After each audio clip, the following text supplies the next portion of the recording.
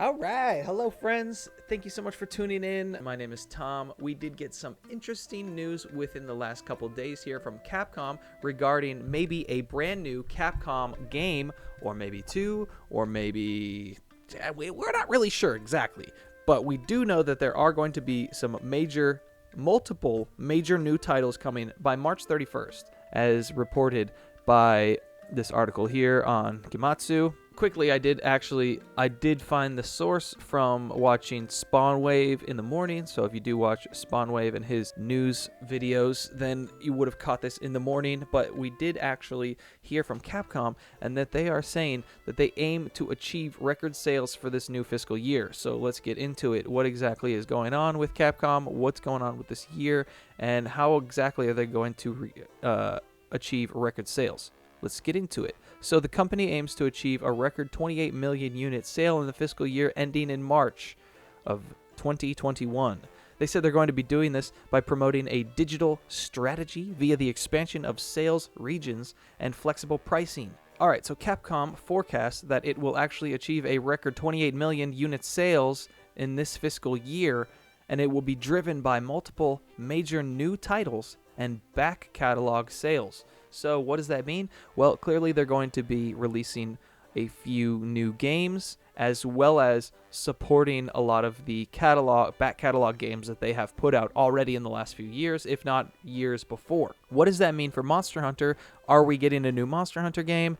What does that mean for Capcom, and what games could they possibly be releasing? Well, obviously, the one that we got the rumor for lately was the Resident Evil 8 game, so the brand new Resident Evil game that could be coming. We're not really sure exactly when it could be coming.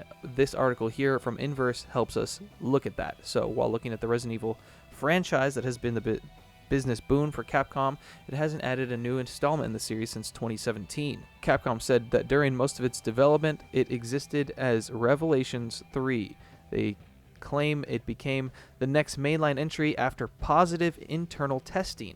Hallucinations, occultism, insanity, and not being able to trust others are huge themes of the game. Okay, so what exactly does this mean? A lot of things are pointing at Resident Evil 8 being one of the next games that we'll be getting this year from Capcom. It also makes sense because they've been releasing a Resident Evil game yearly for quite a while. So we got the remake of Resident Evil 2 in 2019. We got the remake of Resident Evil 3 in 2020. So now it only makes sense that they've been working on this Resident Evil 8 game since, I guess, probably 2017. So they've had a few years to work on it, and now they're actually ready to release it, and hopefully we'll be getting something awesome, and we will be getting the return of Ethan Winters, who is the protagonist from Resident Evil 7.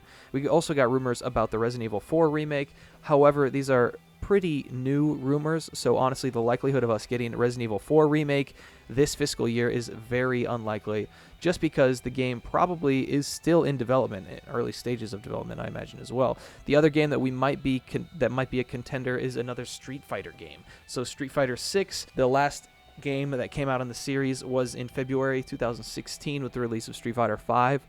They've had a steady stream of DLC, as the article indicates, but honestly, this probably isn't it. Let's just look at the sales from Nintendo Life that they put out on their article here. They actually highlight all of the sales from all of the Capcom's major titles. So Resident Evil obviously being their best-selling franchise, their best-selling IP with 98 million units, Monster Hunter being second with 63 million units, and Street Fighter with 44 million units, then Mega Man, then Devil May Cry, then Dead Rising. So we've recently been getting a lot of Mega Man re-releases. So it would be cool if we actually got a new Mega Man game, but they do say that they're going to be supporting it with back catalog sales. So maybe they're actually going to be releasing more of these Mega Man games that we don't have yet. Maybe like the Mega Man Legacy Collection or something like that. Who knows exactly.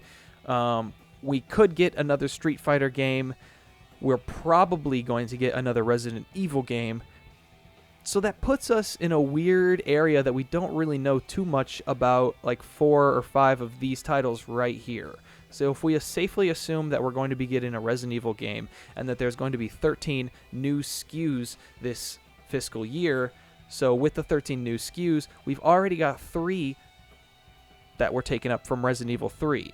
Resident Evil 8, if it's tentatively on the next-gen consoles, then maybe that would actually be a 5 SKU title. So that would leave us down to 5 more SKUs. What would that even get us? Well, that could be some Mega Man titles. It could be some re-releases for some new SKUs on a Mega Man title, or that could be a brand new Monster Hunter game that everyone has been highly anticipating for the Switch. Maybe. We're not sure, honestly. We really don't know.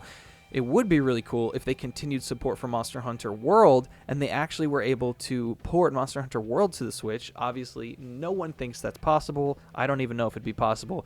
The Switch would have to take a major hit with the fidelity. So, if that's even possible, who knows? But it would be really, really cool. I mean, we have some really great-looking games on the Switch currently, and if we got something like Monster Hunter World with just a little, you know, like 720p, worse graphics, if it just looked I mean, we got Witcher on the Switch, all right? I think we could do Monster Hunter World, honestly. It would have to take a big hit fidelity-wise, but you know what? I think people would still buy it, still enjoy it, still have a lot of fun, and the Monster Hunter franchise would expand. I mean, look at the mass amount of people that are playing their Switch right now. The Switch is on huge back order. So the fact that they would actually have a Monster Hunter game on the Switch that's a brand new title, or maybe just their most popular Monster Hunter game of all time on the Switch, that would be a really big push in the right direction for the Monster Hunter franchise.